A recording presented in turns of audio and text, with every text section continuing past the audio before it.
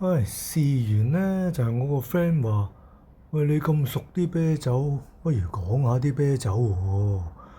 嗱，咁其實啤酒我哋常見有生啤啦，咁生啤咧分咗三大類嘅。咁首先你常見到就係 Lager，呢啲就係叫 Lager，咁啊就係最易入口嘅，即係普通嘅麥啤咯。例如呢啲64啊，就爽啲、清爽啲、易入口啲嘅麥啤咯。咁除咗 Lager 之外咧，咁啊仲有一種叫做 Bitter，咁就係苦啲嘅。咁平時你飲苦見個苦啲嗰啲咧，嗰啲就叫做 Bitter 咯。咁就少啲嘅，即係因為你苦啊嘛，香港可能唔係咁多人中意飲咯。咁嗱，Bitter 就嗱，例如呢啲啦，呢啲就叫 Bitter 咯，Chimay 啊、Chimay Red 啊、Chimay Blue 啊，嗱呢啲 Paulaner 啊，都係屬於 Bitter 嘅一種咯。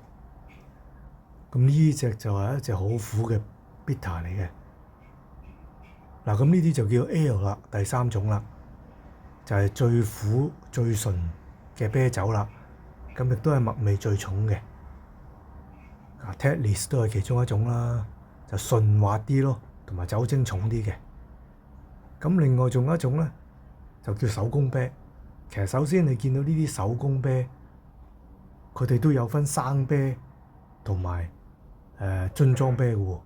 嗱，其實你 craft beer 佢出咗樽裝咧，佢已經係代表消咗毒㗎啦。咁，其餘你作為一個酒徒咁啊，都會飲下cocktail 啦、雞尾酒啦、whisky on rock，我最中意嘅。最正宗應該一嚿大冰嘅Vodka Orange， 呢啲都幾好飲㗎。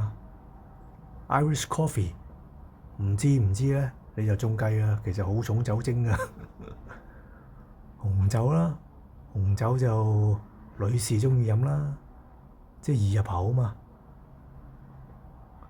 咁當然啦，紅酒我中意飲 dry 啲嘅，飲到啲酸嘅咧就好喺度大鑊嘅。唉，不過而家都唔係好飲得呢啲酒啊，覺得硬係好酸嘅。啲白酒又係嗌嚟嗌去都嗌唔到啲，即係冇咁酸 dry 啲嘅。咁啲露天酒吧咁近窗口啊，啱晒人出去食煙咯。Good good good。